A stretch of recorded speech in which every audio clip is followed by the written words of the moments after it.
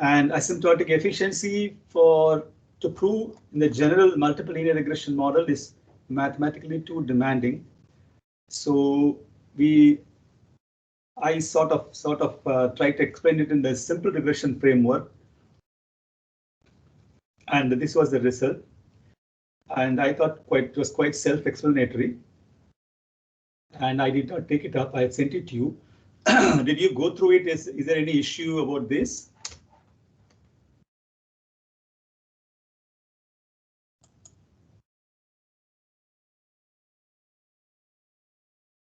Babu, did you go through this particular stuff? Any issue about it, or you have to go through it? Babu? Yes, sir, I'm here, sir. I think I will have to go through it again, sir. Oh, again, not even read it once. Okay, so Ritika Paul is there? Ritika Paul? No, he's not there. Sagar Kumar, have we talked before? Yes, sir. So where are you from? I am from Jharkhand. Acha, so did you go through this, the latest one that where I had explained asymptotic efficiency in case of with the help of a simple regression? No, sir. Actually, I was not in my home. I just came in the morning, so I have to go through once.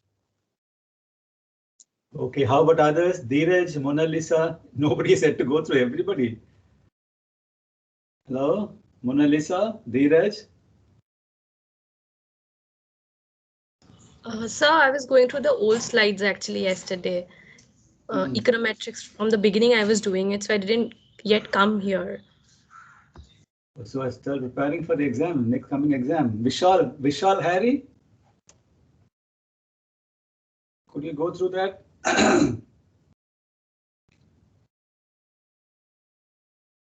Vishal Harry suddenly missed. Vishal?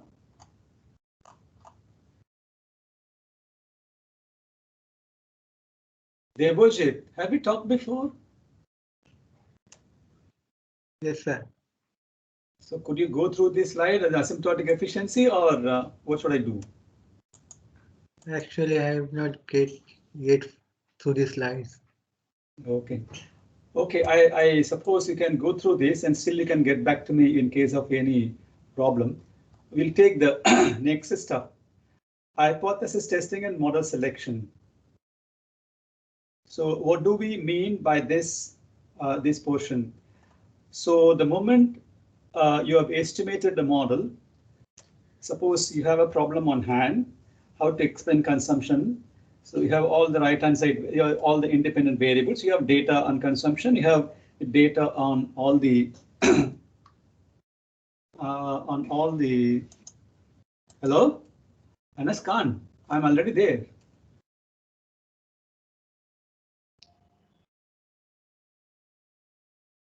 Hello. So you have estimated the model, and while estimating the model, what we do, we include all the independent variables that we think are important to explain the variation or the variance in the dependent variable. That is the whole idea. You should explain as much variance in Y as possible.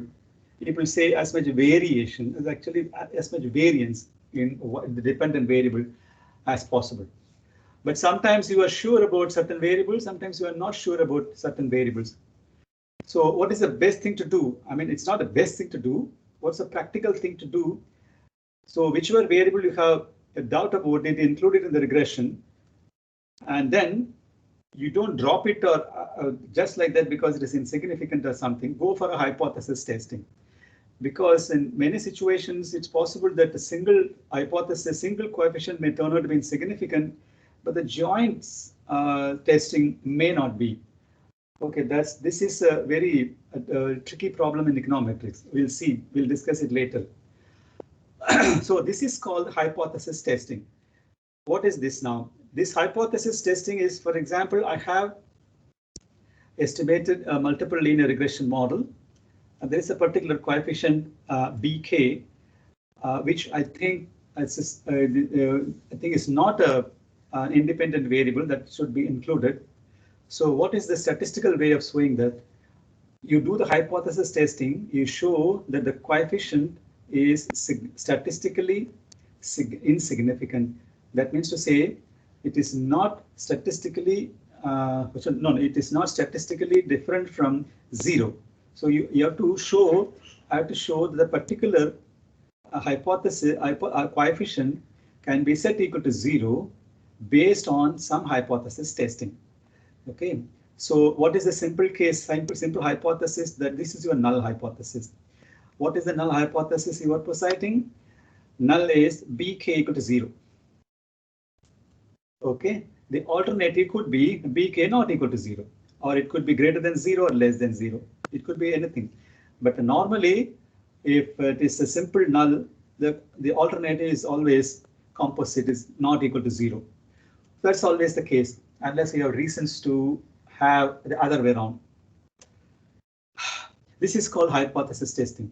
This is a simple linear hypothesis testing. Suppose you may be interested in checking whether two coefficients jointly 0, beta Sir. 2 plus, yeah. Sir, are you still on the first slide? Hypothesis testing only, yeah. Okay, okay. Debojit Roy. What happened, Debojit? So actually, I think you are moving through the slides, but Eric speaks. No, I have not moved through the slide. It's still hypothesis testing, but I'm just saying. Okay. Right.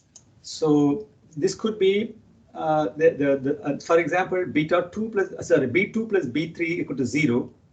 This is what is called a joint test of something. In other words, b2 equal to minus b3, or beta 2 equal to minus b3 in terms of population coefficient. These kind of things are there. These are linear hypotheses. Can see linear hypothesis testing, or these are kind of restrictions. When you set particular coefficient equal to 0, it is called a restriction. Joint beta 2 plus beta 3 is also another restriction. But these are linear restrictions. And can there be nonlinear restriction? Yes, there can be nonlinear restrictions. Have we seen nonlinear restrictions before?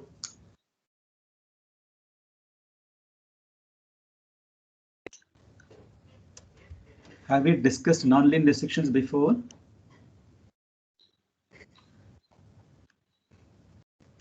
No, sir, we're considering linear and parameters model, right? Nonlinear restrictions, Paramila. Sir, we did like proportion, the test for proportions, and then the difference between two means line in a concept. Drishan, restriction. When I say beta 2 equal to 0, or when you are considering beta 1 plus beta 3 equal to beta 2, what are these? These are linear functions of the estimated parameters, correct? Yes, sir. So what are these? Have we discussed how to test restrictions, linear restrictions, and as well as non-linear restrictions of the coefficient that have been estimated, and it is supposed to follow some distribution?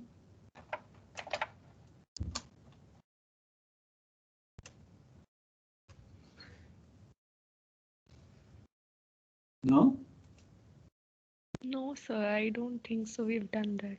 What is delta method? Oh, so any continuously differentiable function. What is delta method? Delta method is all about that only. I have a random variable which is normally distributed with a given mu and given sigma square. Now I'm defining another function, another variable, random variable, which is a function of b. How to do that? How I am interested in the distribution of the new random variable. That is always explained in terms of the distribution of the already estimated variable. That's what delta method is all about. Delta method is all about how to tackle the non-linear restriction. Linear restriction, there is no necessity to go for any approximation. These are y is equal to beta 1 plus beta 2 equal to 0, simple linear restriction. Suppose I'm interested in beta 3 by 1 minus beta 2. What is elasticity? Okay, then we find that G dash matrix, C dash Yeah, matrix. beta 3 1 minus beta 2 is another random variable. Now how do you find elasticity? I'm defining another random variable, say beta elasticity, some format B elast equal to beta 3 1 minus beta 2. I have estimated this. I have estimated quantities. The estimated quantities follow some distribution. I'm defining a new random variable B elast. I'm interested in the distribution of B elast. That is nothing but the delta method. This is a nonlinear restriction. Now you admit, now you agree that we are done, Drishan, Kanika, Pravila? Yes, sir. Yes, sir. Yes, sir. Yes, sir. Looks like delta method is still to be gone through. No, sir, but then we will have to test hypothesis on that model. Right? Exactly. What Not is this the model. only difference? What is the only difference? We found the distribution and this part we will test it. Now you get the point. Yes, sir. Yes, sir. Okay, now that's what we're going to do. First, we'll start with nonlinear restriction. Sit with a pen and paper and do this. What is this? We have seen so far how to estimate a linear regression model. In this module, we examine some applications of hypothesis tests using the linear regression model. We will primarily deal with linear restrictions and briefly touch upon nonlinear restrictions. Not briefly touch upon, we have touched upon nonlinear restrictions in some detail. The three examples that I gave you in the previous class, along with the constant elasticity substitution, are all examples of nonlinear restriction after you have estimated the linear regression model. Should I go through that? What is this? Wage determination. CS production function. You get this? Yes, sir. Sorry? No, sir. Is it okay? Debojit, can you see it now? Yes, sir. Yes. See, this is the regression model.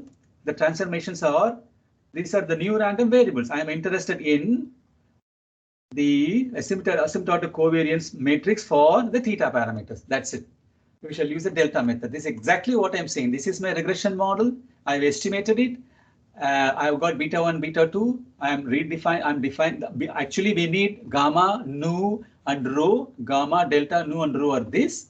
So to get back to the original parameters, we have to use the delta method. And from here, we can do any hypothesis testing, whether this elasticity is significant or not, inelastic, elastic, and all those stuff. This was exactly that you were saying. I will go through that again now. That's what I meant as briefly about nonlinear restrictions. We have done a lot of nonlinear restrictions before. Delta method is very, very useful. Don't ignore it. Hypothesis testing methodology. Well, let us begin with the following regression model. A specific example would be this: log price equal to beta 1 plus beta 2, log size plus B3 ratio, some ratio, plus the error term, OLS 70. Okay, now this is it. Suppose we are skeptical about the presence of log size in this model, and we would expect it to be 0. But in actual estimation, the estimated B2 will never be exactly 0, even if beta 2 really is at the population coefficient. So we would ask the question, how close B2 is to 0? When we estimate it could be 0.01. And for a layman, you can dismiss it to be 0. For an econometrician or statistician, I have to show this 0.01 can be treated to be equal to 0. This is exactly the point. So how can you do this? You need to give us a testing procedure. And through the testing procedure, I have to tell you the 0.01 can be considered to be equal to 0. That's all hypothesis testing all about. How would we measure this closeness, that is beta 2 minus some hypothesis? If our skepticism is misplaced, then beta 2 will not be 0. How do we decide how close to 0 is close enough to conclude that beta 2 equal to 0? We will formalize these ideas in the discussion that follows. Restrictions and hypothesis. We will formulate the hypothesis as a restriction on a model. What is it now? For example, in OLS 70, it will be, for example, OLS 70, it will be beta equal to 0, and there is no comment on either beta 1 or beta 3. We will concentrate only on beta 2. then we call the restriction beta equal to 0 as a null hypothesis, and hypothesis beta to not equal to 0 as alternative. So formally, that is the problem. H0 equal to beta 2 equal to 0, and beta 2 is not equal to 0. The beta 2 is missing. First typo, OLS 71. Beta 2 equal to 0, beta 2 not equal to 0. We shall measure the null hypothesis against the data. Depending on the statistical evidence that we obtain, we shall either reject H0 or do not reject H0. Models. Okay, go through this. This is another important stuff. Okay, now before I proceed to the general class now. I suppose we have a special lecture tomorrow at 6:30, and again 28. What did you say? 28, no? Srishti, 28. So tomorrow on 28th, right? Yes, sir. Yes, sir. It's 28. 28th and 6:30. Oh, so I now realize that with all these special lectures, I have only 10 more lectures remaining. Today is Monday, so this will have 4 plus 4, 8, and February 1st week are 2 lectures only.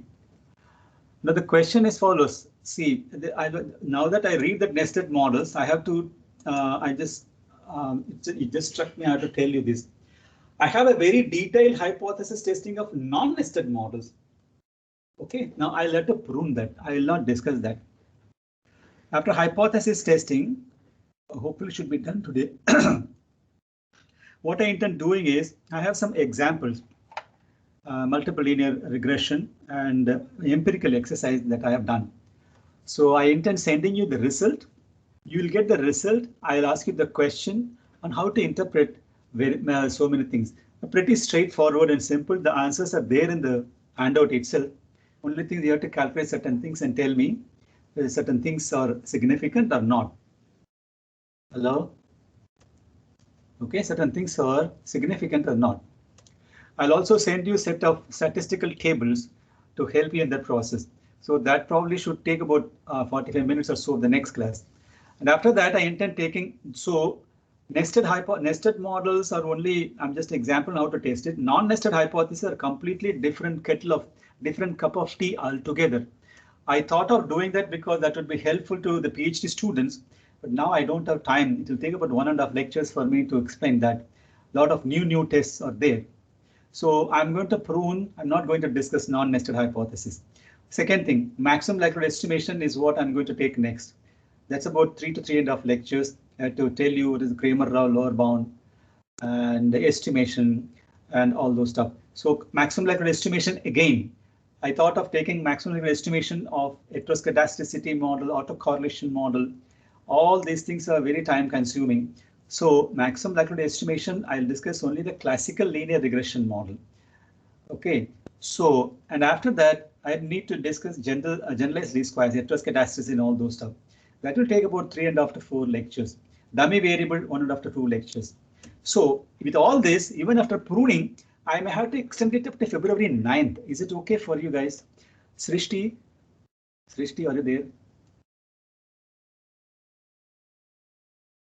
So I think she's not here, so I'll cover up on her behalf. Yamini. Yeah, tell me. Yamini? So Yeah. yeah, so but do we not have the last class till February 5th? If I'm if I'm right.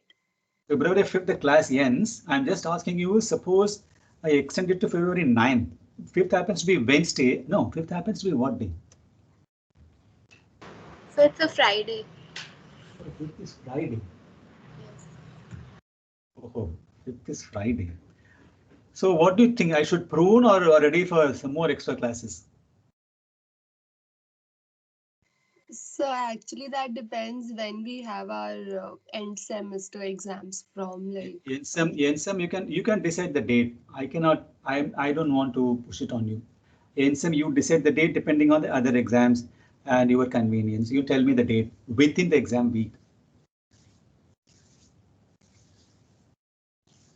Sir, I'll ask the class and we discuss and let you Yeah, know. sure. You said that's why I asked him. I said, Srishti, are you there? You are the representative. Come on. Hello. So I am the Yes, co-representative. yes, So sir. yeah. Hello, You sir. are Am I you. audible now? Who is Srishti? Yes. No. Who is the representative? I thought it was Srishti. Yes, sir.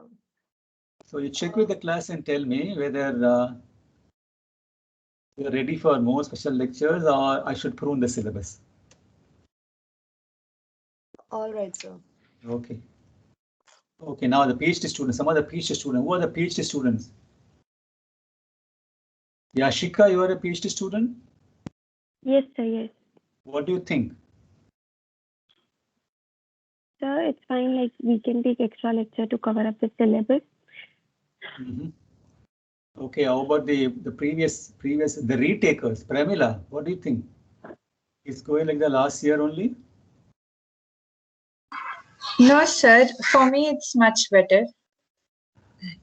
Where is And Kumar? Yeah, tell me. Sir, actually, I think our junior batch should decide this because they are under a lot of pressure because their semester is shortened. Anything is fine for us. Whether you That's a good point. That's a good point. Actually, yeah. All these guys, this current MSc and PhD put together, they have to decide whether I should prune the syllabus or you are going for extra lectures. Okay. Yeah, Shika and who are the other PhD guys? You keep forgetting that. Yes, sir, yes. We will discuss and like we'll let you know. Okay, you get together. Anas Khan, where is Anas Khan? He's a PhD student, right? Yes, sir. Yes, sir, he's a PhD student. Yeah, what do you think? It would be fine, sir. We will discuss and let you know. Okay, okay, so continue. Nested models. What is the nested model? Look at these models. Hypothesis testing is normally conducted to test some theoretical implications. Consider, for example, a model of investment. Go through it.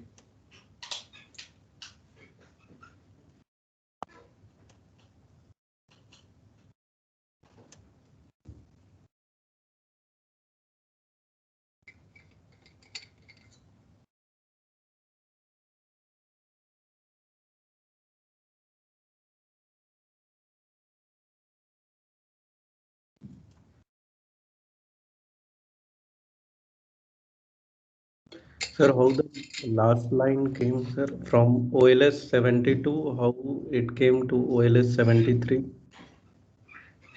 Read OLS 72. You have understood Sir, OLS 72? yes, sir. In beta 2, the coefficient has now changed IT minus del PT. What is the third bullet point? Second bullet point tell you? Sir, it is dependent on the nominal interest rate of interest. Second bullet point. Second bullet point. Okay. So more worried about real interest rate. How do you define real interest rate?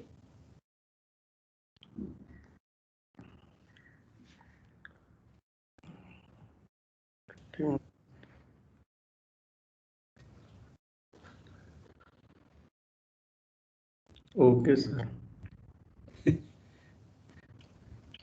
Sir? Yeah. Sir, wouldn't we have to like add also B2 Nabla P2 PT? So because we are subtracting from the right hand. This is who is this? This is Kumar. Oh, sir, Adrish. Adrish, just take this model. I know this is meaningless as such. As of now, this is meaningless. Okay. So these are two different proposed models, right? Yeah, these are two different proposed models, and this 72 is a simple stuff. 72 is the normal stuff that you would explain when you want to explain a model of investment. Another proposition claims that investors are more about the real interest rate. Instead of nominal interest rate, I'm just taking real interest. This will be real interest rate. And in this model, the same model, the inflation also will be there. Rate of inflation will also be there. And the T is also there. Before we proceed, just check. This is a time series data, not a cross-section data. Could you see that? See the subscript? It is a time series data.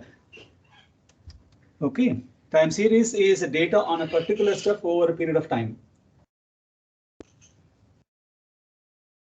Hello, sir. Yeah. Sir, what does this mean? Other factors that trend through time captured by the time trend T? You plot, suppose for example, you plot real output. How will it look like?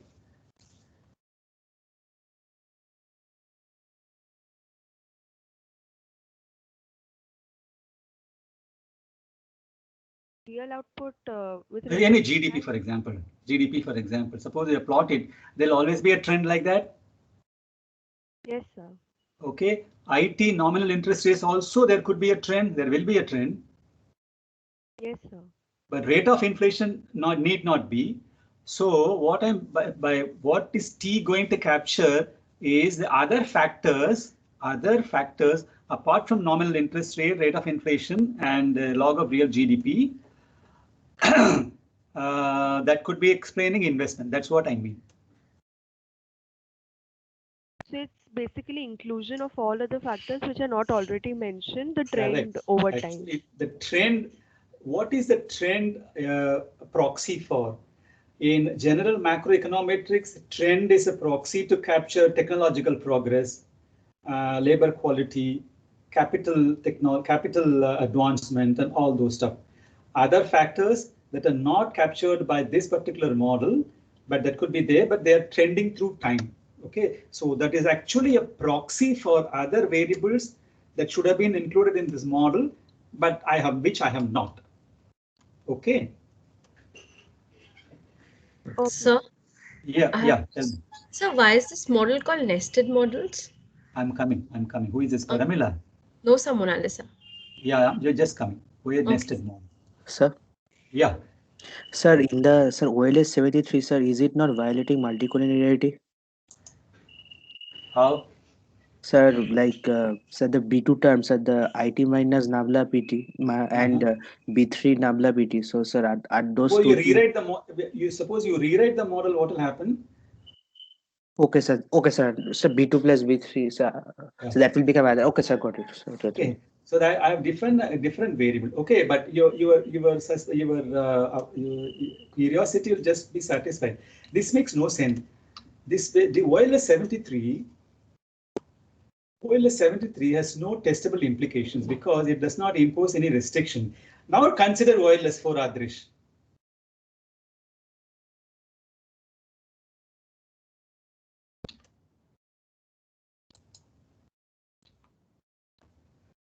Consider OLS 4. What does OLS 4 tell you? The investors are worried only about real interest rates, meaning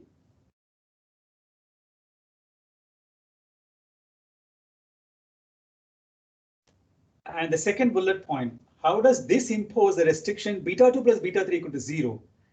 Beta 2 plus beta 3 equal to 0 or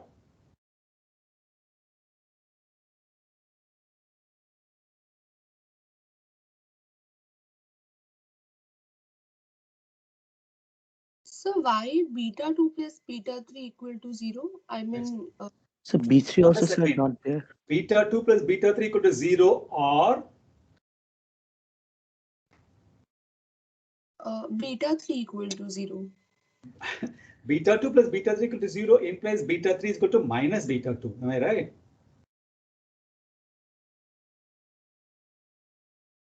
Sir, but in the OLS 74, sir, beta 3, so you are including the beta 3 parameter inside the IT minus data PT type, no?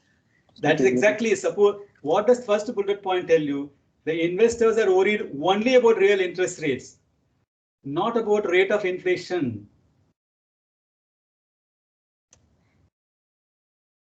So the restriction, I think, is in comparison with OLS 72. Yeah, you can say that. You can say that. I introduced OLS 73 because I have to explain to you what a real interest rate. That is why I've written only in italics. This model says something stronger about the parameters in the equation and is to be verified whether it is supported by empirical evidence. Imply that beta 3 equal to minus beta 2. This is a subset of the parameter vector in the unrestricted model. Now somebody asked me about the nested model. In this way, we call the models. In this way, we call the models are said to be nested. Go through it. Do you understand what I mean by nested here? OLS 74 is nested within the general model OLS 72. Sir, I have a problem in OLS 73. You have Nabla PT and IT minus Nabla PT in the same model, and both are linear functions of each other.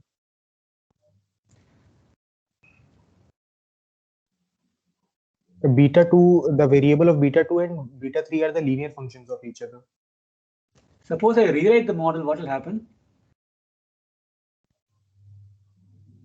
Rewrite in what sense, sir? 73 rewrite karo.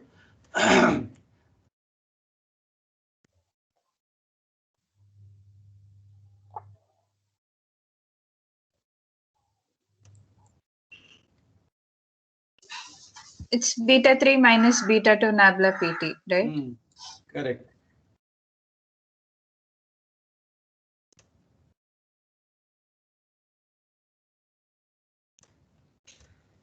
Sir, how the beta 2 plus beta 3 is equal to 0, sir?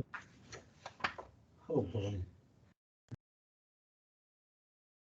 Consider OLS 72 now and OLS 74. What does this say?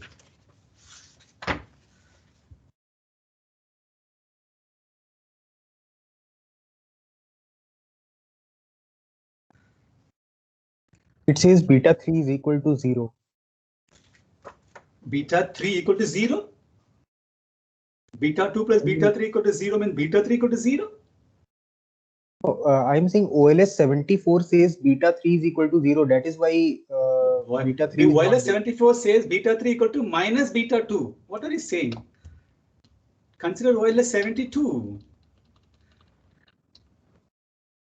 Sir, so basically from 72 till 74, we are adding and subtracting beta to delta PT, and therefore we are getting 73 the real interest rate, and then beta 2 plus beta 3 equals to 0, right? This model tells you what is the idea of my writing it in italics. We say investors are only worried about real interest rates and they are not worried about the rate of inflation. That's what it tells you. Isn't that model Excuse OLS? me, sir. Yeah, sorry, you go on first. Sir, in Yeah. this OLS 74 isn't, I mean, this model is simply saying that we are putting same weight or same parameter weight on IT and delta PT, and that's why beta 2 plus beta Not 3 same equals to parameter 0. weight, but opposite sign. I mean, I'm taking the opposite sign, but we basically this model is saying that we are putting same opposite signed weight, like same weight of magnitude, right? Yes, that's what this is how we define real interest rates. In this model, I say investors are only worried about real interest rates and they are not worried about del PT. That is why 73 adds del PT also as a model. For example, minus does not result in multicollinearity as somebody said. Take for example 5, 2 and 6, 3. What does that mean? Sir, but in OLS 74, I do not see any point of considering 73. It's only derived from 72, and the word only, he is worried only about real interest rates. Correct. Okay. So he is not worried about rate of inflation. From 72 to 74, that is what we are saying. Okay, he is here in 73, he is worried about real interest rate as well as rate of inflation, but it slightly does not make sense. That is why from 73, I dropped del PT and concentrated only on 74. Yes, sir, I get it now. Hello? Yeah. So one more clarification. When we are saying that in OLS 74, the investor is only worried about real interest rate, that means he is worried about IT minus change in PT, right? Because real interest rate is the whole expression. So I don't get why beta 2 plus beta 3 equal to 0. I mean, real interest rate is this whole expression in the brackets, right? Just consider OLS 74 in isolation, for example, to start with. Consider OLS estimation in isolation to start with.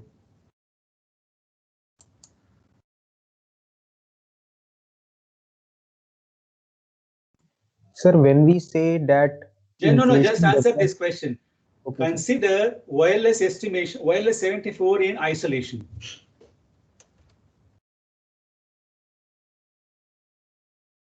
Yes, sir, it is completely fine. I mean, investors are worried about real interest rate, GDP, Yeah. and the tax. So this real interest rate, the way I have defined it, how do you compare it now with the original model?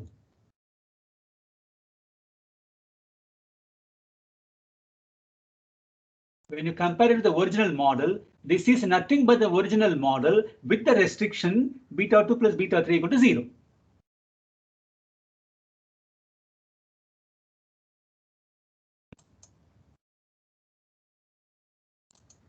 So could you go back to OLS 74 or 72 once? Take it down. Sir, I think it should be only beta 3 is equal to 0. Beta 2 plus beta 3 is equal to 0. This is. God. Sir, No, sir, you are it is. We can deduct If you like take beta 3 beta 2 is plus equal beta to 3 is 0. equal to 0 from OLS 73. It is coming directly. Oh No, boy. it should come First, like this is the general model. I'm now defining this model. What is OLS 74 compared to OLS 72?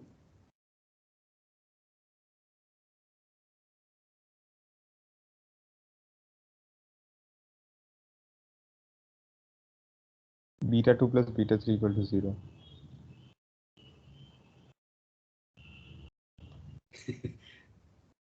This is the general model.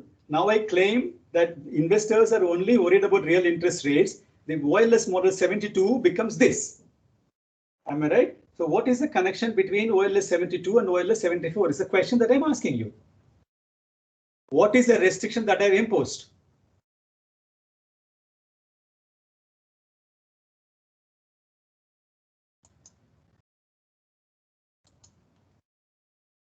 What is the restriction that I've imposed? The restriction I've imposed is beta 2 plus beta 3 equal to 0. Am I right? In other words, beta 3 equal to minus beta 2.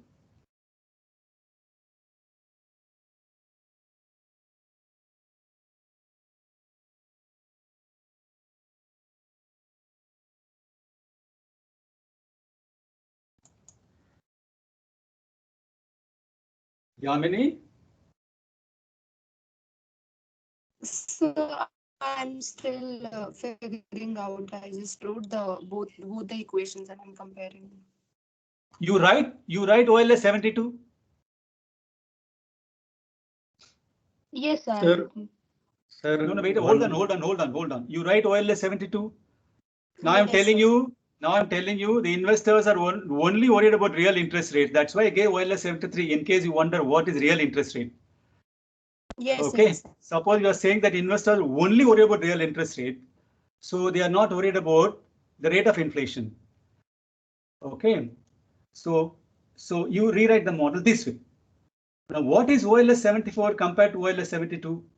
OLS 74 is OLS 72 with this restriction imposed. Can we say this?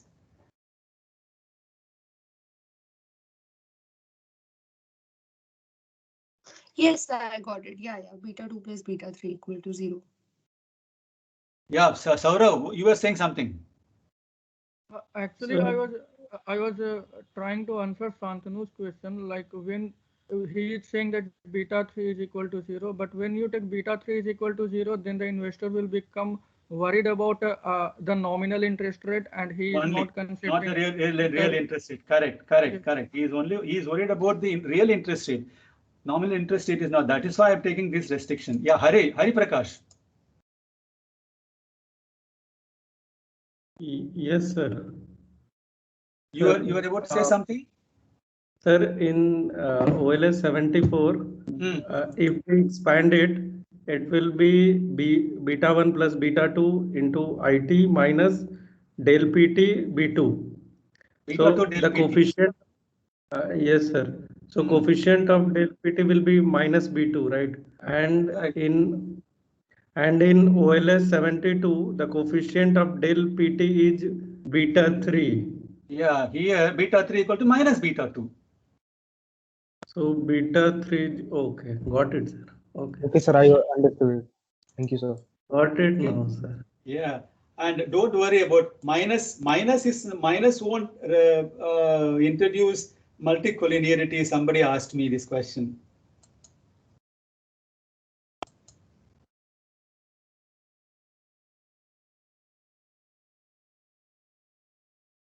Can we move on? Yes, sir. Sir, if we don't impose the restriction, then we will have multicollinearity. So what is it? Come again. Sir, if we don't have this restriction, beta 2 plus beta 3 is equal to 0 and go forward with OLS 73, we will have a perfect multicollinearity in this model. How? IT minus delta PT is a function of delta PT. Linear function of delta PT. Suppose I have these two numbers, 5.2 and 6.3.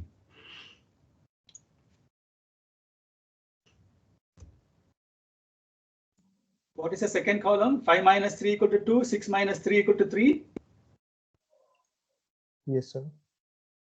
Will this break down?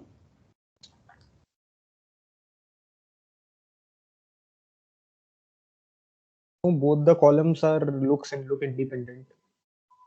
How will this break down?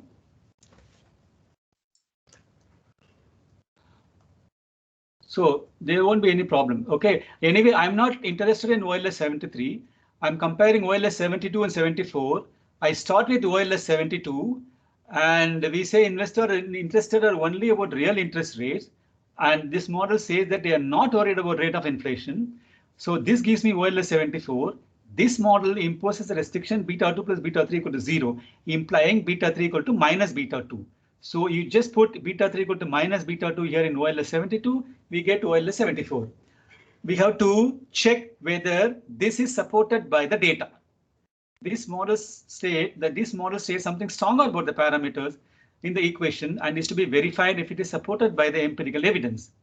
Okay, the restricted mod parameters in OLS 74 imply that beta 3 equal to minus beta 2, and this is a subset of the parameter vector in the unrestricted model OLS 72. So in this way, we call these models are said to be nested. So OLS 74 is nested within OLS 72. That's what, and hence the name nested model. Do you understand now? Somebody asked me about the nested models.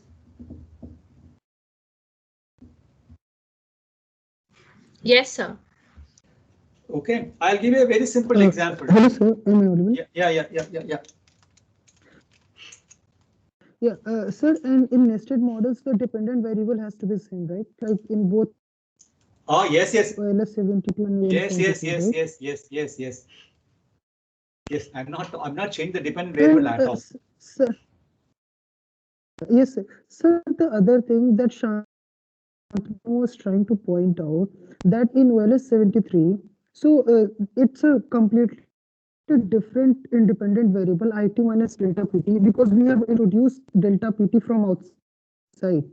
So it means we can it's possible we can change its parameters like delta 2. Then that confusion won't arise, I guess. Okay, that has been answered.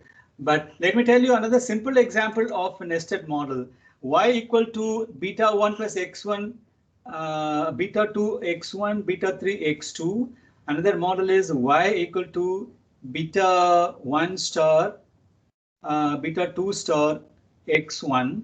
The second model is nested within the first model. The second model is nothing but the first model with beta 3 equal to 0. Can I say this? Yes. Yes. In other words, the hypothesis specified by the restricted model is contained within the unrestricted model, and hence the name nested model. If I cannot retrieve the original model from the restricted model, then the two models are non-nested. There is no way I can retrieve the original model from the restricted model, then the models are non-nested. So testing non-nested models are a completely different cup of tea, as I said right in the beginning. Even though I have notes, I'm not going to discuss that. They're called a J test or something like that. On the other hand, consider the model where investors care only about inflation. Okay, care only about inflation. How will this model change? Investors care only about inflation. How will OLS 72 change? What will be the restriction? Beta 2 is equal to 0. See the restriction. Beta 2 will go to 0. Beta 2 equal to 0. Okay, this is the restriction. Yes. And the models where investors were only about nominal interest rate, which implies the following parameter vector. These two parameter vectors are also subsets of the unrestricted parameter vector. Neither of the restricted model can be obtained as a restriction on the other. In this case, we say that the models are non-nested. Beta 4 comma beta. Hey, what is this? Beta 4 comma beta 5. Okay, now this is it. Two approaches to hypothesis testing. This is where the interest comes. The general linear hypothesis, underline the word linear, is a set of J restrictions on the linear regression model. The simplest case is restriction on a single coefficient, beta k equal to 0. The more general case can be written in matrix form, R beta equal to Q, this is OLS 75. Normally this is in R beta equal to R format. This is some format which you will never ever forget even in your sleep. Write the restrictions in R beta is equal to R format. You should immediately get up from sleep and write this. Okay, never ever forget this. Linear hypothesis, how to express linear hypothesis in a general regression model or any other model in R beta is equal to R format. It is normally R beta is equal to R format. Why I used to Q, I don't know. R beta is equal to Q, OLS 75. Now take this. I'll come back to this example later. Each row contains the coefficients of some another restriction. Take it down. In a linear regression model, okay, so far what we so far discussed, what should be the dimension of R? The dimension of beta is known already. It is a k by 1 parameter vector. Okay, what is Q will be decided by R. What is R? R is a rectangular matrix. What will be the row? Row will be the number of restrictions, and the columns will be the number of the size of the column will be equal to the size of the parameter vector. So if there are R restrictions, the number of rows in capital R will be small r, and it will be R by K matrix that is equal to R by K into K. Q that decides the size of Q. It will again be a small R by 1 vector. So remember the dimension of R. Rows, number of restrictions, columns, number of the size of the parameter vector, and the second Q again will be equal to the size of row, the number in the rectangular matrix. Okay, R contains a coefficient of one of the restriction. Some example could be, okay, I'll tell you some of the restrictions also. Now take it down. If a single coefficient is 0, that is any bj equal to 0, then R will be a single row. Why? There's only one restriction. So R will be a row vector 1 by K vector equal to, that is equal to 0. Q will be a scalar 0. How will you express this? How will R row vector look like?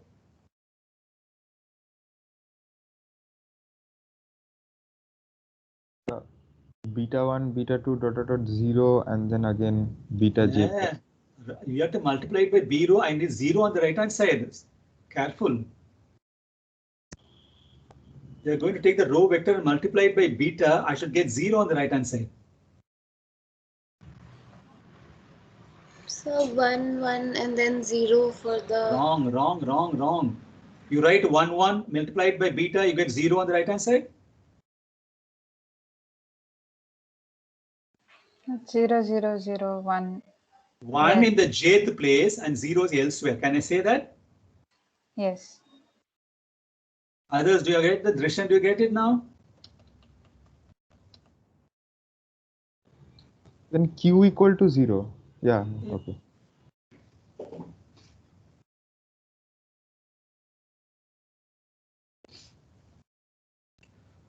You should get used to this format. It's very, very important in econometrics.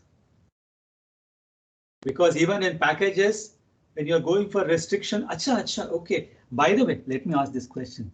Good, you asked me. Good. Okay, this is to the entire class. Which package, econometric package, are you all familiar with?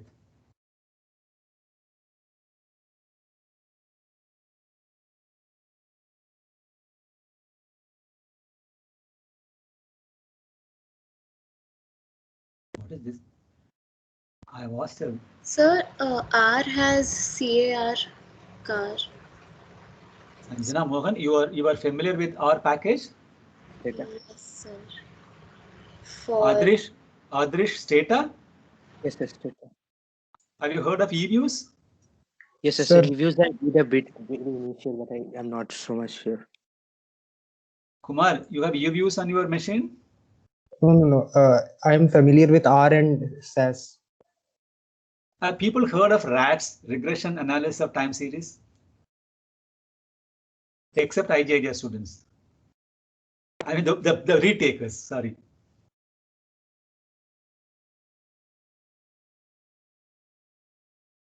I use RATS extensively, and I'm an old-fashioned man, so I still use Fortran. I don't know how many of you have even heard of Fortran. Okay, now because my intention is the following. Next class, we'll discuss some examples. Suppose I send you the data set that I have used. Is it possible for you to replicate all those stuff? Because this is completely linear. So you should be able to replicate all the results that I'm going to send you. Okay, are you interested in that? That's what I'm asking you. Yes, sir, please. Drishan. Sir, I don't have much exposure to econometric packages. Would you like to try? Would you like to try? Yes, sir. Oh, Sanjana, yes, you're trying to say something. Yes, I just wanted to ask, like, on which package or software are we supposed to?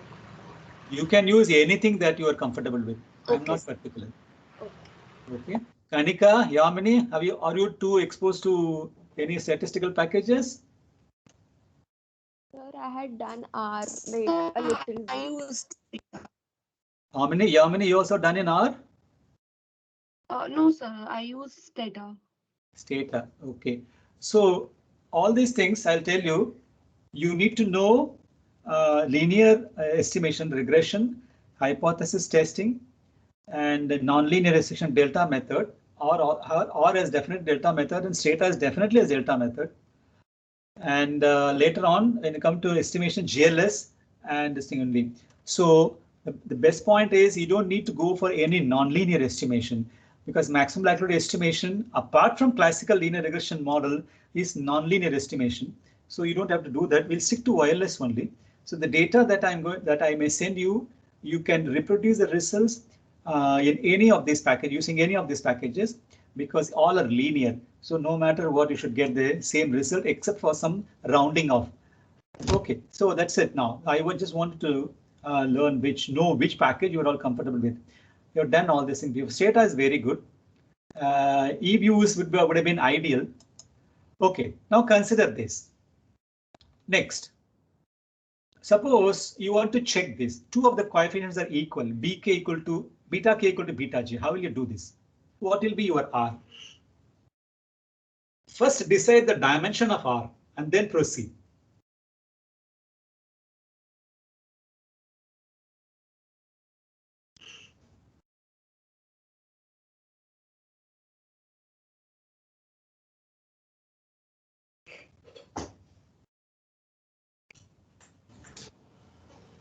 There will be 1 and -1.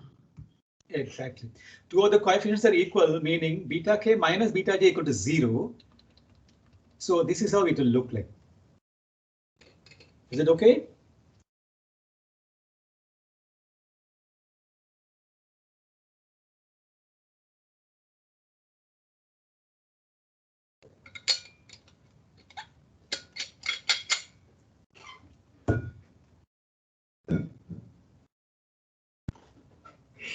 Now let's see.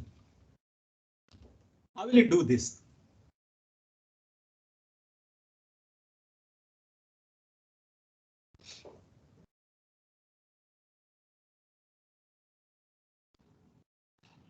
On the right, Q will be 1 now. Yes, Q will be 1 now. And what will be the R matrix? What will be the dimension of R? It continues to be a row vector, of course, because there's only one restriction.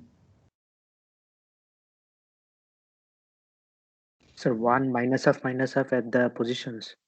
1 minus, yeah. Why? You always remember, R you have to multiply with beta. So 0, 1, 1, 1, then all zeros. It's correct.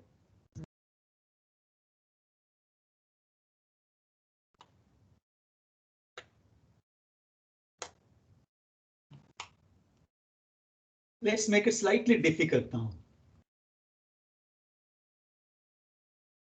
Subset of the coefficients are all 0. Beta 1 equal to 0, beta 2 equal to 0, beta 3 equal to 0. How will this now look like? What will be the dimension of R? 3 by K. Yes, 3 by, just see. Write it now. How will the R look like?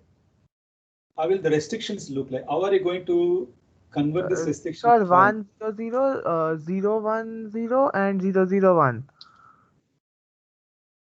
Like yes, sir, and then 0 0 0. Yes. Fine. See how I have written it. I partitioned it this to be an identity matrix, result 0, and Q equal to 0. Can I write like this?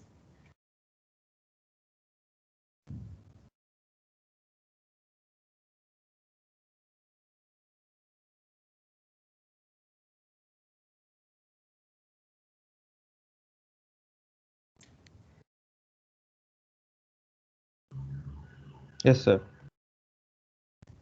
Now let's see this. Suppose this. How will you model this?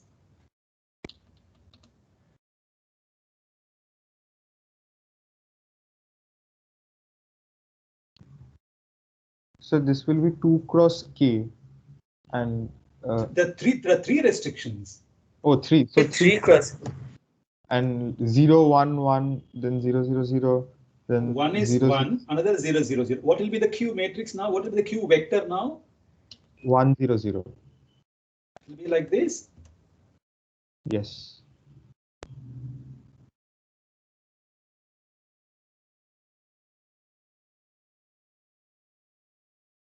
This is the so-called R beta is equal to R format.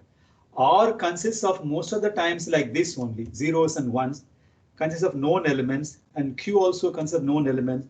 The betas are the parameter vector. Betas are the elements of the parameter vector.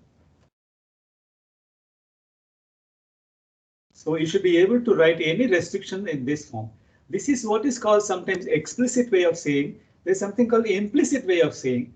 Let me not confuse you with that. Coefficients in the model except the constant term are 0. This is an interesting thing. Where will you get this? What are we trying to do here?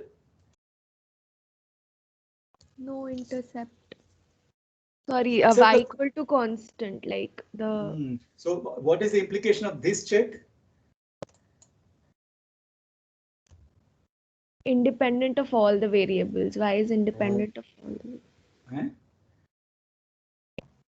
All the coefficients are useless in explaining the dependent variable. So what does that mean? In terms of R square. 0 R. 0. R square will be 0. This is how you can explain it?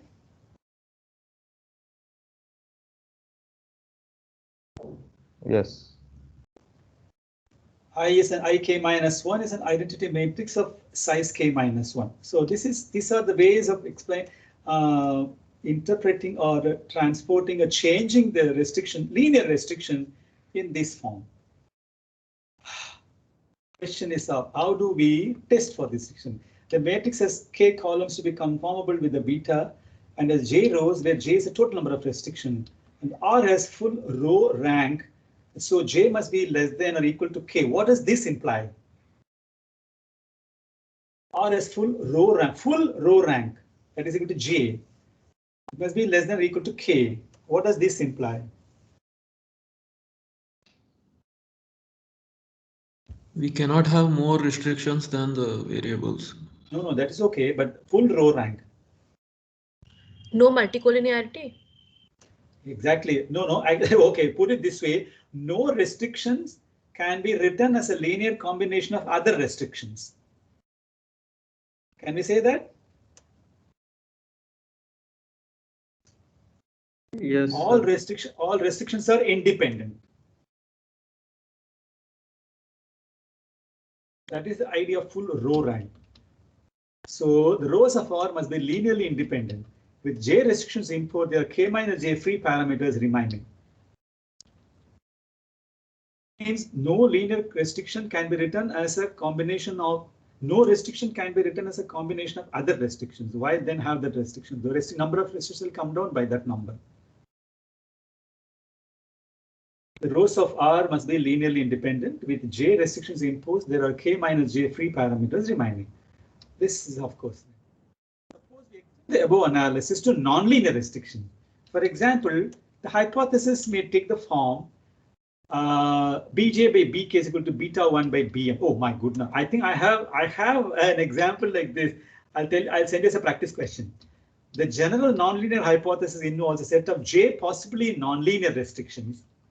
Okay, now CB equal to Q, OL is 76. CB is a set of J nonlinear restrictions of J, B. Here also J must be strictly less than K. And the matrix of derivatives GB equal to dou ZB, dou beta transpose, OL is 7. Have we seen this before? The class, have we seen this before?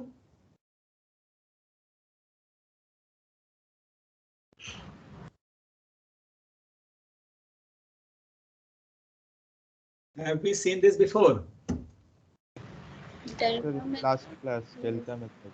Yeah, this DB is nothing but my Jacobian.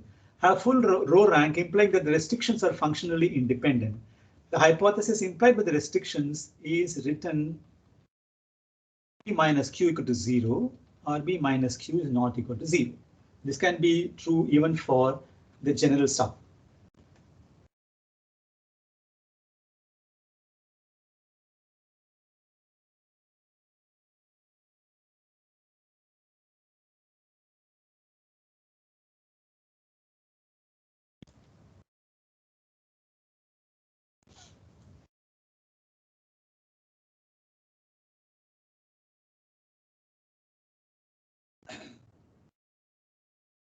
We consider two types of tests, the Wald test and the fit-based test.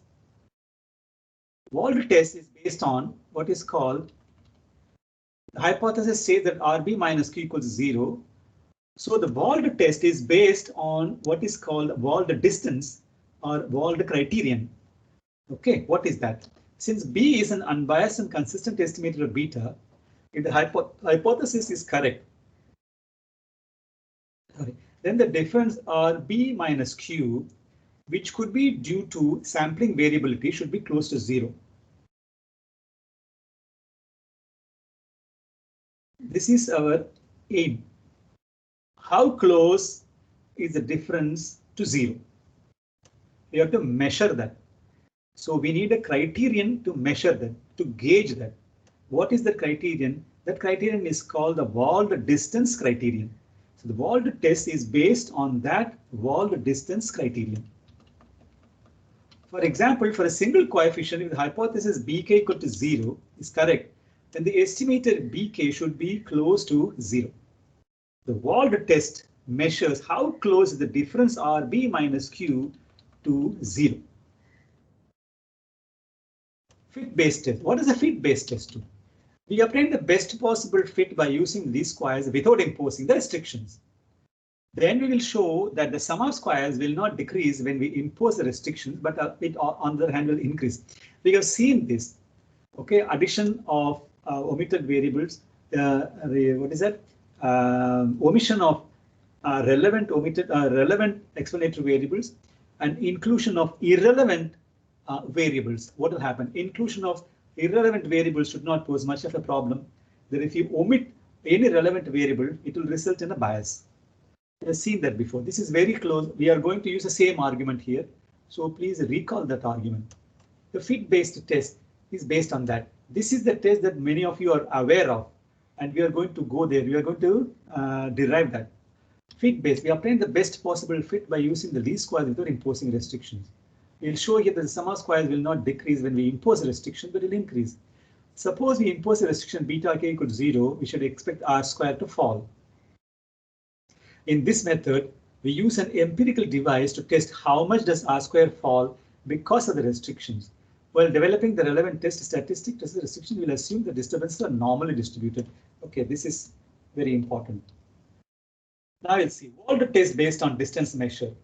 What is Wald test? Wald test is the most commonly used procedure. It is often called a significance test. The main idea is to estimate the regression model without the restrictions and use the results to test for the relevance of the restriction. Later on, I'm going to introduce to you 3 asymptotic tests. What is that? likelihood ratio test, Wald test again, and Lagrange multiplier test. Likelihood ratio test.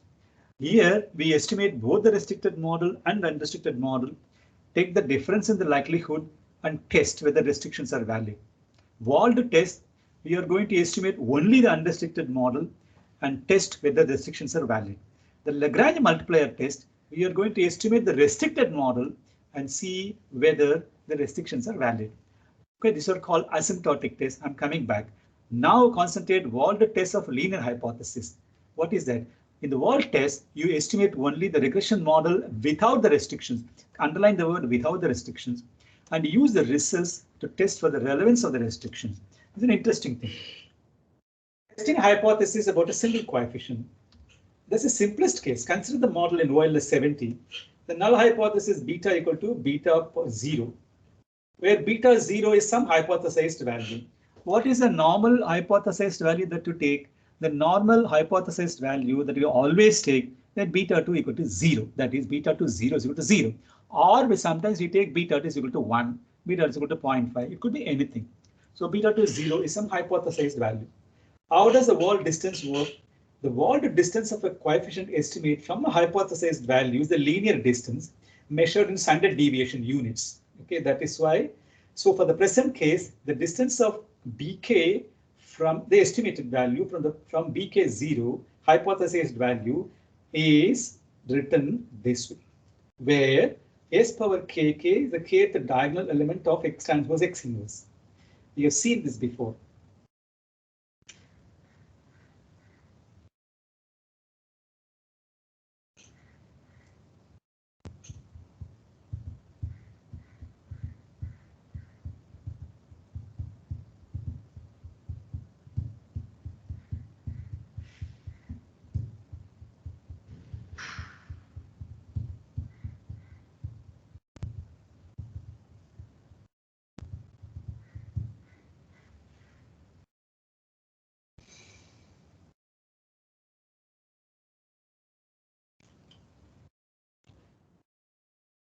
You can see that WK in OLS 78 has a standard normal distribution, assuming that EBK, expected value of BK is equal to BK0.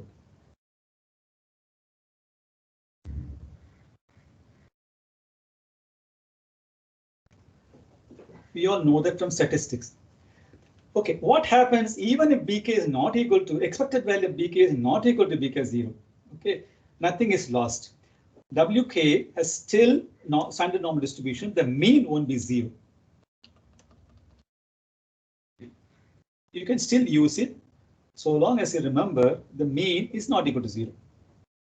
Suppose that if BK is equal to BK1, which is different from BK0, then expected value of WK conditional on the fact that expected value of BK is BK1 is BK1 minus BK0 by S square by SKK. Sigma square, root of sigma square SKK. Whereas before SKK is a diagonal element of X transpose X inverse.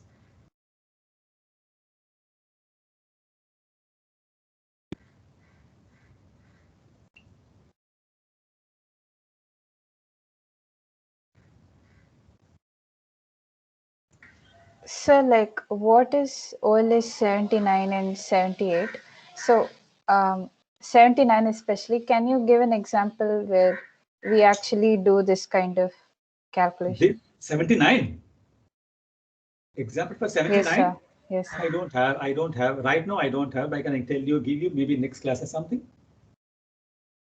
Sir, we Okay, are sir. just taking the expectation of OLS 78 and then we are getting 79, right? The same thing now. Expected value of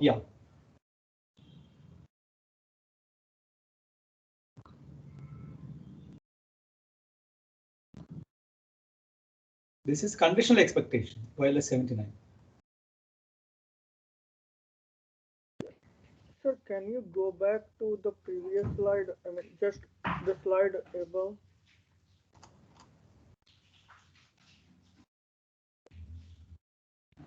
Sir, this beta 1k is already given, or we are assuming some value? Well, where is beta 1k? This one? Where is beta 1k? In the second, in the slide just after that. The slide after this has nothing with beta 1k. No. The place where you are writing that it is a normal distribution. Okay, now this is the one. No. The slide where it was written beta 1k. After this, I think.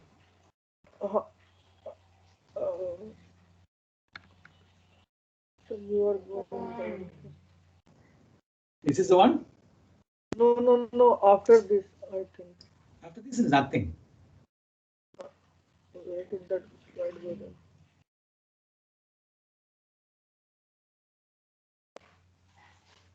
Okay, can you come back to the place where you were teaching?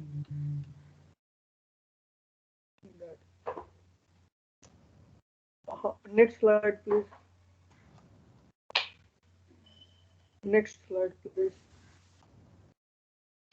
So this beta 1k expectation of WK such that expectation of BK is equal to beta. So we are assuming some value of beta 1k. Yes. Or okay. We are saying that now it is not BK0, something else, BK1. Suppose that BK is equal to BK1, which is different from BK0. That's it.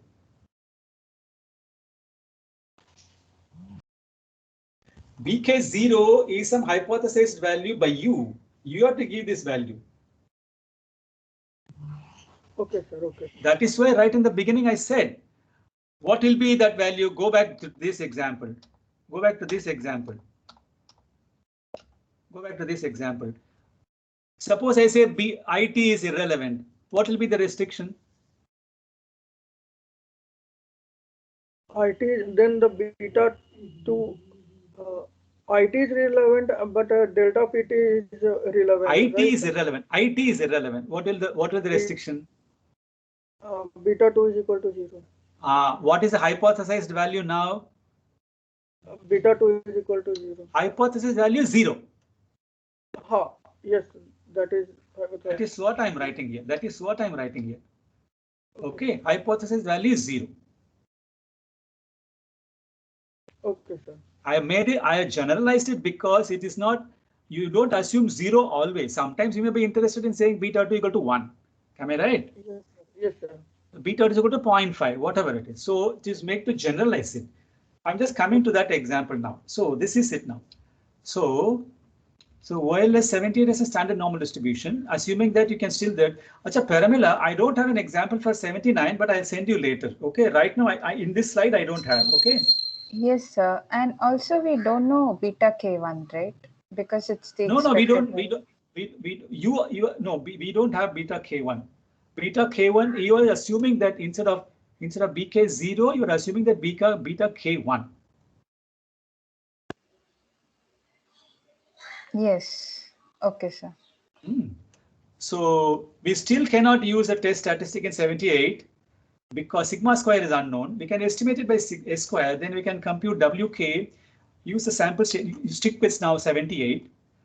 We can estimate it by S square, then we can compute WK using the sample estimate of sigma square to obtain BK minus BK0 by S square into root of S square and SKK. Assuming that BK does indeed BK 0, that is under the hypothesis, then TK has a T distribution with n minus k degrees of freedom.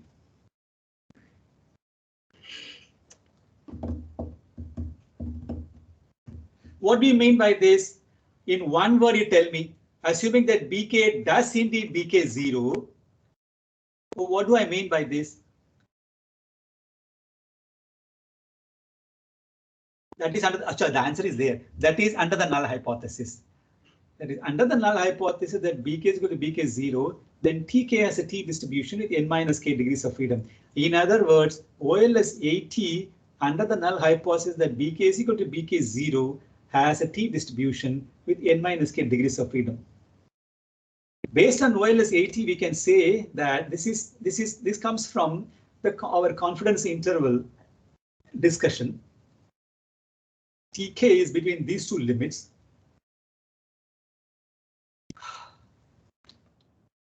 A T 1 minus L by 2 n is a value from a T table. A common test is the hypothesis that a parameter equals 0. Now, Shaura, how will OLS 80 turn out to be? The test is equivalent to asking if a particular variable is relevant in the regression. This is exactly what I asked you, Shaurav. Shaurav, do you get it now? A common test is the hypothesis that a parameter equals 0. So this test is equivalent to asking if a particular variable is irrelevant in the regression. How will OLS 80 turn out to be? We will have beta k is equal to beta k naught. So I mean we can. No, beta k naught now is hypothesis value is 0. Yes, sir. So that OLS 80 will become because 0 and OLS 80 to get the standard T ratio. T equal to Bk by SBk. What is SBk here? Denominator? That will. So the standard error of standard error of Bk. Standard error of Bk. This is what is reported in all the computer packages. Be very careful. The T-stat reported in computer packages, it's all set to this hypothesis that Bk equal to 0. That is the T-stat that you are getting as part of all regression package. Okay. If it is anything different, you may have to calculate it using the standard error. So don't get confused. And from my experience, I can tell you, before using any package, read the manual very carefully. Understood? Read the manual very carefully. That this is the standard T ratio that you would be getting as part of all packages. So what is the first lesson that you have learned? Hypothesis testing. I have estimated a regression like this. I have estimated regression like this. Sorry. Like this, OLS 72. I want to check after estimating this. I'll have an estimator for beta 2. That will be B2. It will be very suppose it is very small, 0.001. To the layman, 0.001 is 0 and he's going to dismiss it. But for you, you have to test it. How will you test whether B1 can be considered to be equal to 0? So you take 0.001 minus 0 divided by the standard error of this. You calculate the resulting statistic will be this T-stat. Resulting statistic will be this T-stat, and you have to check it against the T table. Okay, for ready reckoner. This is a ready reckoner for all this thing. 5% level T critical value from a T table is 1.96. This is another number you should never ever forget. 5% critical value for a T-stat to check that is 1.96. So if the calculated value, another important thing, if the calculated stat, TK stat is less than 1.96, you accept the null. Otherwise, say the null is not rejected. Sir, just one doubt. Yeah. In wall test, you had mentioned that the B naught K is not 0. Or if your expected value of BK is something different from the hypothesized value, and it is not 0. Why? Is there any particular reason why you mentioned mean cannot be 0?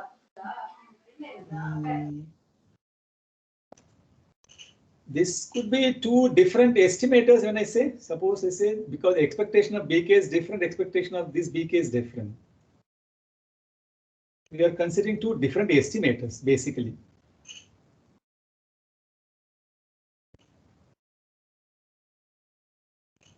Okay, sir. Yes, okay. In immediate example, I can't place an example where I will get this particular thing.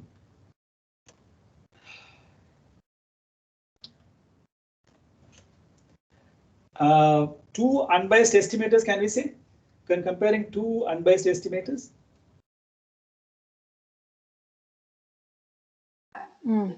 Yes, sir. Yeah. Assuming, okay, now this is exactly yes. Okay, so we said beta k equal to 0 and OLS 80 to get the standard T ratio. You compare it with the T table 1.96. Always remember the value of 1.96, which would apply for the 95% significance level in large sample, is often used as a benchmark. Never forget this to 1.96 or roughly remember 2.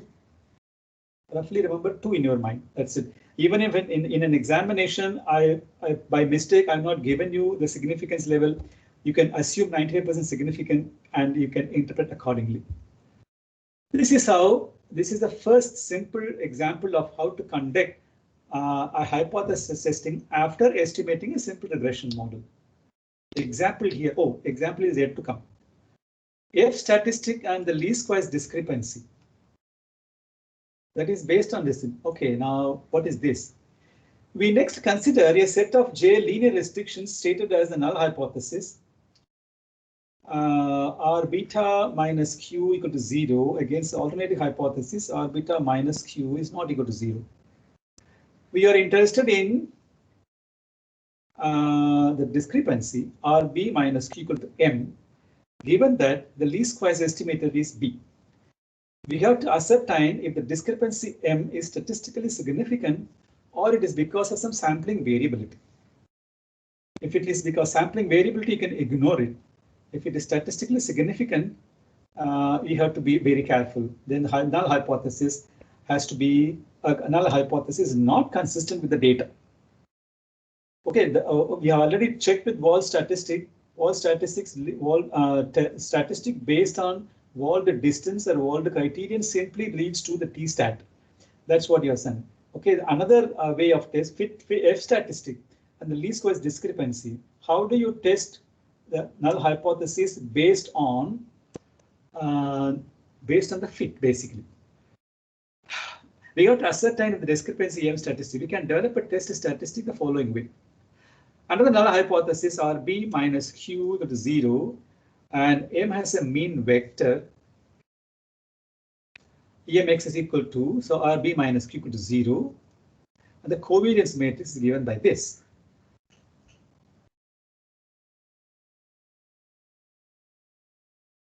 Go through this.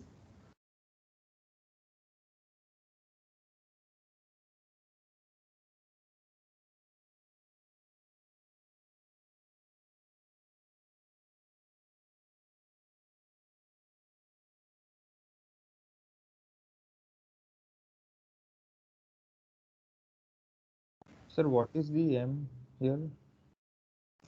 The second bullet point.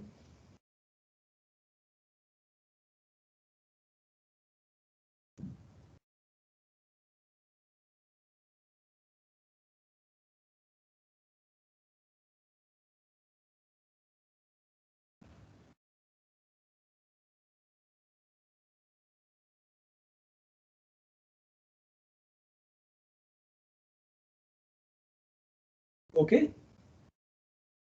Sir, last bullet point I could not understand. Means variance in last line. Yes, sir. Var M x equal to variance RB minus Q given X, because what yes, is sir, M? This is okay. What is an Second, X equality? This I could not follow, sir. For Q it will be 0 or came out. How R dash came, sir? Okay.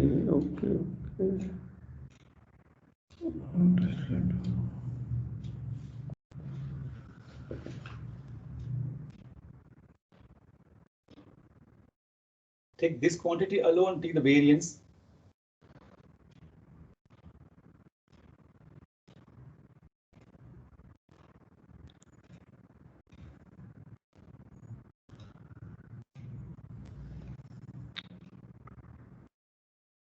Yes, sir.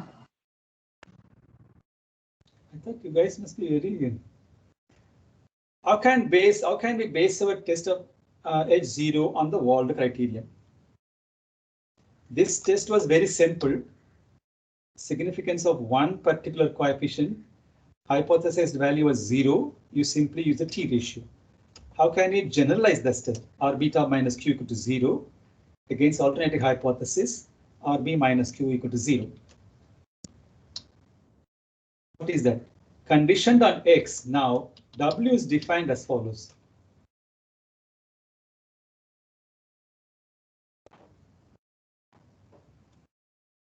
Based on Wald criterion, conditioned on xt, the Wald criterion is defined as follows. Go through it.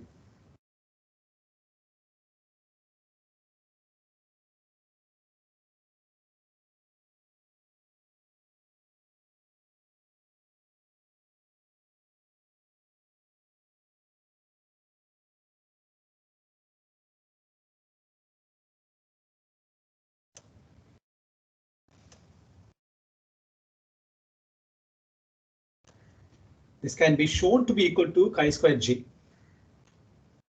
Or not shown to be equal to. This follows chi square j.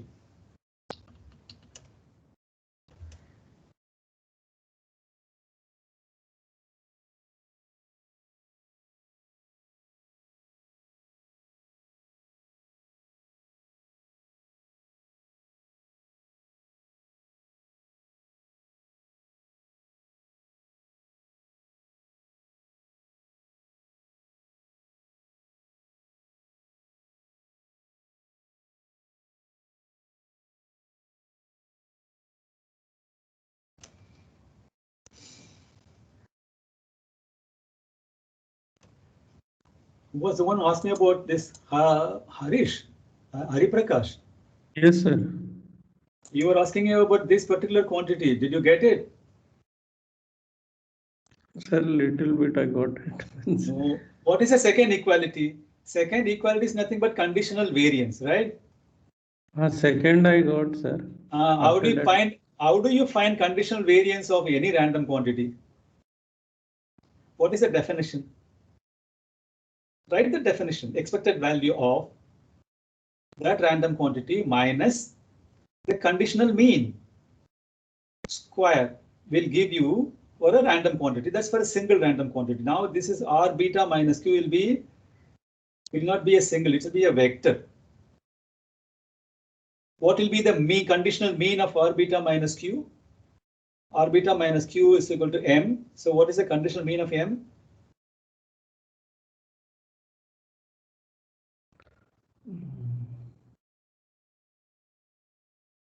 Yes, sir, I will work out. What is the conditional mean of M? Sir, that is REBX minus Q. ये तो ऊपर है, देखो conditional mean of M is equal to 0. Yes, sir. Okay. Yeah, only thing is this is not singular, it's not a scalar variable, it's a vector. So that is why the transpose comes here. So you work on it. This is simply the conditional variance. Now at this point, conditional variance and all you should be very comfortable with. You should be able to derive the conditional variance, unconditional, and the conditional variance of any random quantity, scalar or a vector. Okay, you just sit with it and you'll get, you can get it. Okay, Hari, okay? Yes, sir. Okay. Okay. Hari, you are a MSc student or a PhD student? Sir, MSc, sir. Okay. Yeah.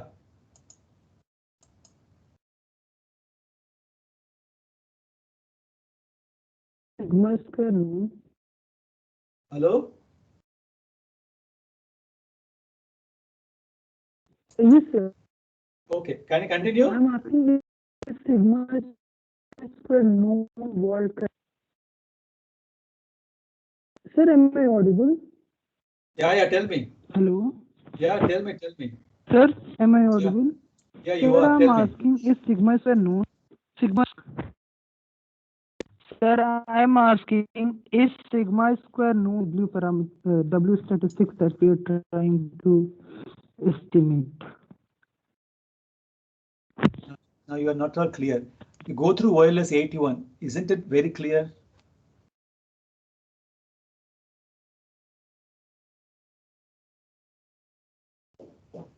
Devesh, what is your question? Sir, what is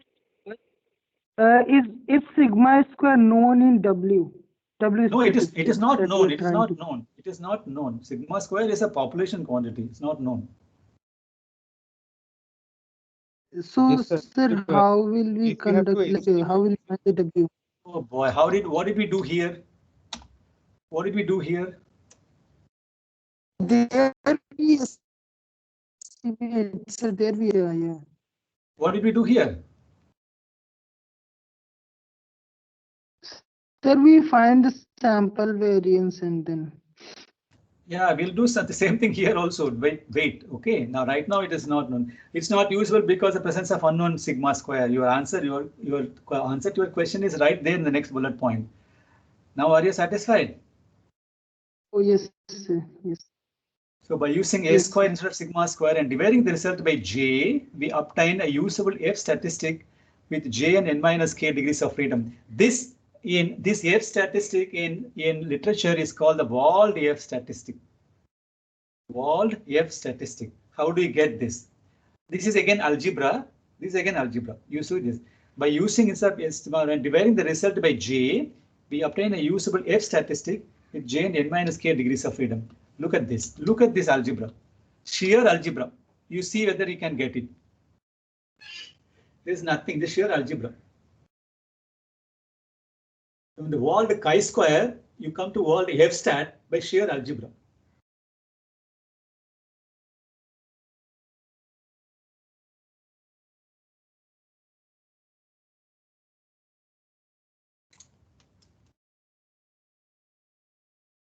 Hello, sir. Yeah. Sir, I had one question. Yeah. We took the null hypothesis as R beta minus Q equals to 0. So, Yeah. sir, when we took RB minus Q equals to M, so is it on the basis of data that R beta minus Q equals to 0 is equivalent to, in terms of data, RB minus Q equals to M? Yes. Okay. See, B is now replaced with a beta is now replaced with the estimator. Am I right? Yes, sir, yes. R we know, Q will come to know because of R, because R and B is known. Okay, now we are saying that R beta minus Q, this M is statistically insignificant. That is our aim. Am I right? If we prove that this distance is statistically insignificant, then the null is consistent with, rather the data is consistent with the null hypothesis. Can we say that? So, sir, if like it is, we have to prove that it is only due to sampling fluctuations that we have M. Correct. So Correct. therefore, it is statistically insignificant. Correct. So you need a test to say that. I'm just asking a simple question in terms of scalar. How can we say when 0.01 is statistically insignificant from 0? So we need to test it. What is the distance here? What is the distance here? 0.01 minus 0 then pi root over standard error. No. What is the distance here? Distance is simply 0.01. 0.01. I have to tell you that 0.01, you have to show through a test that 0.01 is not statistically different from 0. That's what. Okay. So that is about the scalar. Now I'm going to extend it to the set of restrictions. Okay. Here R beta minus Q equals to 0. So like, is it not only one restriction? It is the set No, of R beta is a vector now. R is a matrix. Beta is a vector. Q will be a vector now. So it is a set of okay. Set. Sir. Yeah. Do you get it now? That's why a set of J linear restrictions stated as a null hypothesis. Understood? Yes, sir. It is basically what we're doing for multiple restrictions that we like had in testing what we learned for one restriction. Yeah, beta 1 equal to 0, beta 1 plus beta 3 equal to something, beta 3 equal to minus beta 2. Suppose I have some set of restrictions like that. I want to test it all at one go. What will you do? Okay. But you can have a t-stat separately also for this. Beta 1 equal to 0, beta 2 plus beta 3 equal to 0, beta 3 is equal to minus beta 2. It's also, you can have t-stat of this also separately. Now we are going to test all set of linear restrictions at one go. Am I right? Okay, sir. From previous econometrics, if you want to test a set of restrictions, what is the statistic that you normally used to use? For the set, like F stat. That is what I'm deriving. This is where I'm going. Now this is chi-square j by simply doing some algebra. Yeah. So in the earlier slide, when you were deriving that chi-square j, so the numerator is the estimator of sigma square, right? Numerator is the estimate of sigma square. Why do you say that? Sir, because sir, like sigma square j, so sir, it should be like like estimated of sigma square by sigma square into the degrees of freedom. That will be 1 then.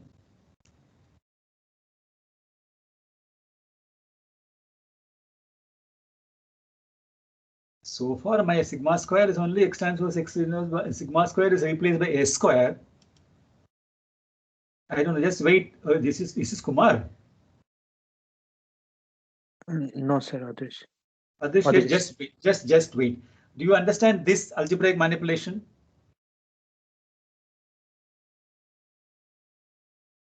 No, sir. No, this is simple. There's nothing like that. What have I done here? I have simply, by using S square instead of sigma square and dividing the result by J, we obtain a usable F statistic. S square, I have the thing, sigma square, J, I am multiplying by 1 by J. This gets cancelled.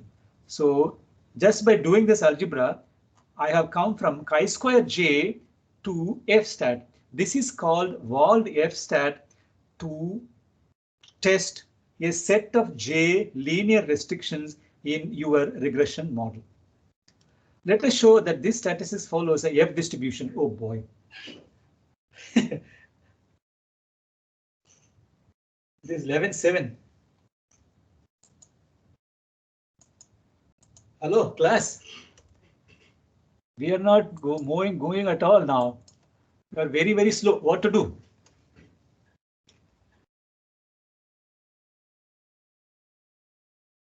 Kanika has been very quiet for a change today. What happened?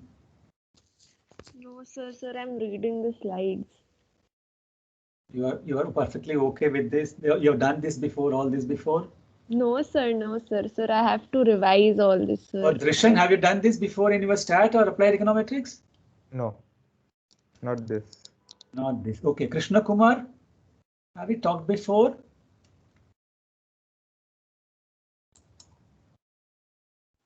Yes, sir. We have talked. Where are you from? I am from Chapra, Bihar, sir. Okay. Mansi, I think I have not talked before. Mansi, have you talked before? So just one when class started first week. Okay, now let me re-establish my connection. So how do you find this? Sir, I'll have to study more on my part. Okay. Okay. So I have a doubt in OLS 82. OLS 82. Okay. What is it now?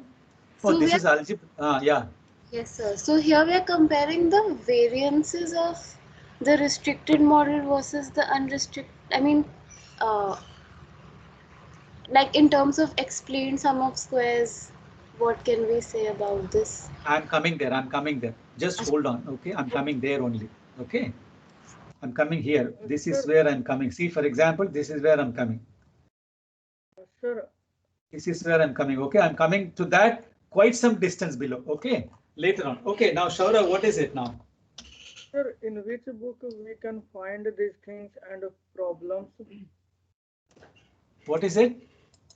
Sir, I mean, in which books we can, I mean, you have only written most of the results. So if I want some detailed explanations, which book I should consult? All the books that I referred to have all this explanation. It's not that I've taken anything from outside. I must have taken some from outside, but it's this. Otherwise, it is self-contained.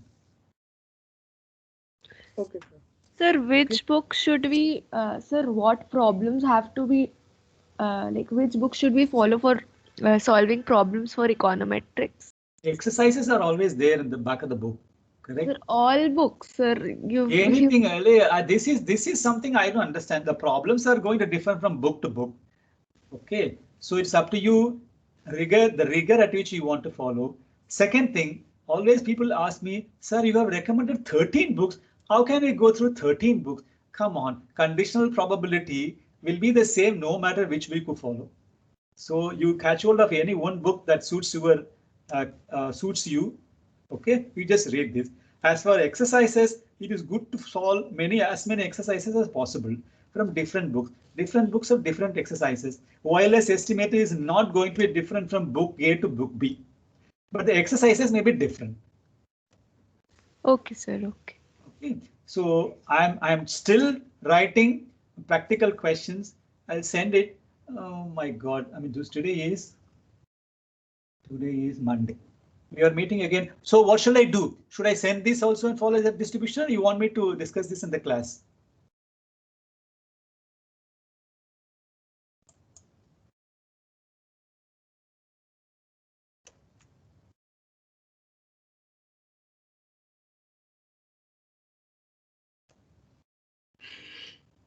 You don't seem to be.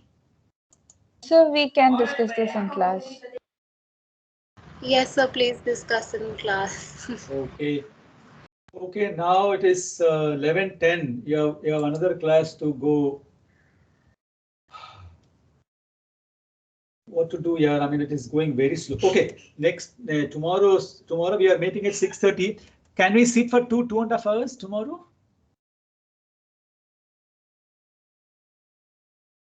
Hello. DG, HP, PD, RK, Rudro. What is Sir, this? we can have longer classes after the internal, or after 23rd. मेरा तो time अभी भी बहुत काम है भाई. Tomorrow's lecture we are starting at 6:30. Can we still sit till 9 or something? That's why I'm asking you. Sir, it will be too long, sir. And sir, we won't be able to revise with that efficacy because we have our midsem this Saturday. No, don't worry. This is how does Sir, it we matter? I can mean, have one even more if we extra take class after the midsem. after the midterm, I have only Yes. 2 lectures, 2 special lectures. Like we can schedule one more in evenings or on Saturday. I don't know. Okay, let me see how it goes. Because ML estimation, I need at least 3 to 3.5 lectures. I have to go very slowly. I have to make you work. And GLS again 3 to 3.5. Dummy variable 1.5 to 2. This is my problem. I'm going to send you the results this along with this handout and discuss that result. It will take at least 45 minutes because the results are quite self-explanatory, by the way. Okay, as for now, this class is over. Go for the next class is macro. Yes, sir. Okay. Excuse me. Yeah, Nilesh. Yes, sir. I need to talk to you, sir, for 2 minutes after everyone leaves. It's regarding some health concerns. Health concern. Okay, you okay. You want to call me or you want to talk to me? Sir, I think if no one has any doubt, if they can leave the room, then I can talk to you. Yeah, the class is over. Class is over. Thank you. Thank you. Sir. Thank you, sir. Thank you, Yeah. sir. Thank you, sir. Yeah.